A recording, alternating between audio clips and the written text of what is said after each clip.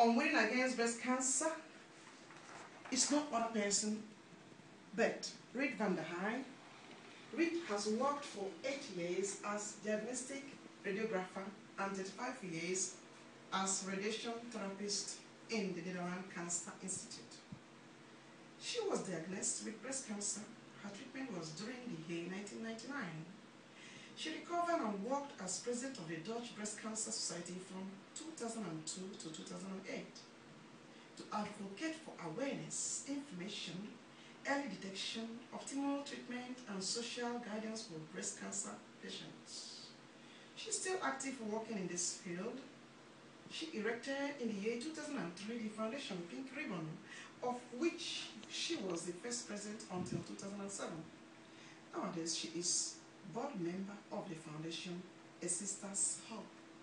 So, can we, Voice of Niger, receive Miss Riet Lide? Say hello to Voice of Niger, please. Hello, Voice of Niger. Are you happy to be here? Yes. I can see that from your smile, so charming. Oh, but for information, please, we are on Ustream. We are being watched all over the world right now. Okay. We also have another guest or panelist who is here by the name Lide. Is it Lide? Lide. Lide. Lide van der Velde. Yes. Married to Jan Schou. Jan and Schou. Lide is 61 and has 2 sons, Bram and Jesse. In 2000, was 50 and was diagnosed with breast cancer. The treatment cost her 7 months of treatment and a lot of energy, and felt better again 2 years. She went back to work after 10 months after her operation as a teacher for adult migrant leaders, only to find out that the women in her group wanted to know more about breast cancer. Yes. And she explained that to them, and also how she was treated. Yes, I did. That was where and how Mama Rosa started. She learned a lot from these women, listened a lot, and asked for their experiences with cancer in their families. It seemed to be a hard subject with a lot of taboo, and people keep their mouths shut normally for fear of being ostracized, maybe. Yes, yes. Since her experience, she had given information to more than 4,000 migrant women in The Hague. Wow! Since this year, they have developed Mama Rosa activities in Amsterdam. They have built network now and give information to groups as such and when needed. So that is what you are doing. So, Voice of Niger, let's receive Lide van der Velde. Lide, say hello to us. Good morning, everybody. I'm very happy to be with Voice of Niger. Aha! That's very, very powerful. And also our own friend and a regular guest, Dr. Ebun Bashi, who is the author of Care in the Last Months of Life. Ebun, please, can you say hello to us? Hello, Voice of Niger. It's nice to be here again. All right, now we zoom off. My honorable ladies, welcome to Voice of Niger. And Riet, would you describe to our audience your work as a diagnostic radiographer and radiation therapist in the Netherlands Cancer Institute? What does that entail? Well, I worked for 8 years in the diagnostic department of the former Wilhelmina Hospital. That was an academic hospital. Nowadays it is incorporated in the Academic Medical Center in Amsterdam. It was a nice job to do.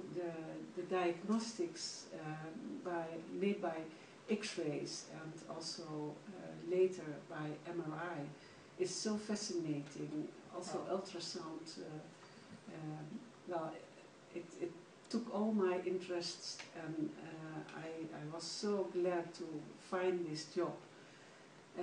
Formerly I first liked to study medicines, but the numbers of students incoming in that study were so high, Yeah. so I had to go through a lottery, and I went 3 times through it. So it was not the way I had to go, and I decided to stay a diagnostic radiographer. Later on, I studied in the radiation therapy department. It is a higher professional education of 3 years. Yeah. Also the radiation therapy, it was fascinating to do. I have managed to lead this department. About 80 radiographers were working there. Later on the number raised up to 100 radiographers in the department. Wow. Big department. Wow. We treated about 400 patients a day in that department. So Really? it was a nice job to do, and it took all my interest into it. Wow. I was so happy to do this work. Mm-hmm. Wow. So you did that job for 38 years now? 35 years in 35 years. in radiotherapy and 8 years in diagnostics. So I have worked 43 years in healthcare in the Netherlands. And now I am officially receiving my pension. So I'm retired. Wow, so we are really speaking to a well-experienced lady in this field. Yes, in that Oh, field. we are yeah. proud of you. Thank you. She Wow. never stopped working. She's retired, but she's still working. Really? Yes, over more than 50 hours a week. Uh-huh. I'm working. Yeah. Wow, it's very interesting. So I would like this question to go to Lide. We are aware from your testimony that you once had breast cancer. Can we hear how you won the battle against this deadly sickness? Well, yes, it was, And how did it change your life? yeah, it did change my life, yeah, importantly. I was diagnosed when I was 50 years old, and it appeared to be rather severe. So my treatment was bad and long. And well, I hoped to survive, but I didn't think I would, because it was really, well, it was threatening me. But well, what do? You get on living. You want to use every hour and every day. So yeah, I think my life went well, was deeper after my illness. Because, well, I thought how many years I will still have, 3 or 4, I don't know. Well, let's make the best out of it. But I survived, so it's really what Well, we have a doctor here. Dr. Ebon, can we know at what point is cancer diseases deadly? Because they survived. Well, that is tricky.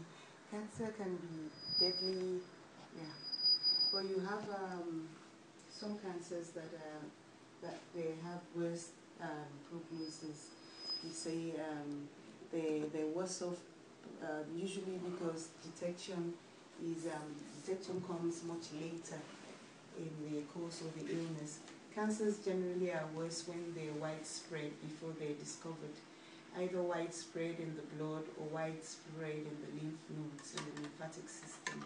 So the earlier cancer is discovered, usually the better for the prognosis. So are you saying that in the case of Lide and also in the case of Riet, because Riet also had, you survived. Yeah. It's so awesome.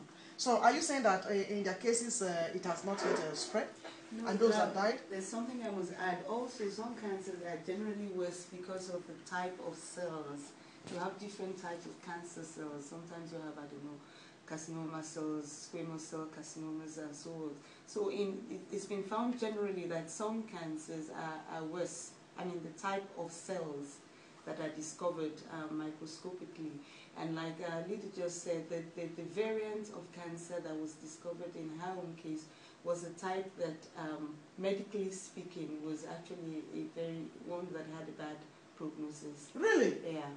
Yes. And she survived? Yes. Yes. Yes. The same was Yeah, the same happened with with me. me. So was it arrested earlier? No. Did you begin maybe the chemotherapy at a very, I don't know at what point you normally administer those things. So at what point did you how did you know that you had cancer Yeah. and not just a breast lump? Yeah. No, Because I sometimes did people not have breast lump. I did not have any lump, so that's what was difficult.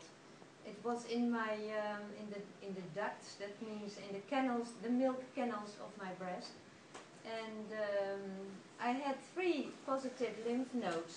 It appeared later, so it was already it went in my body, but with the chemotherapy and the radiotherapy, Yeah. they managed to cure me.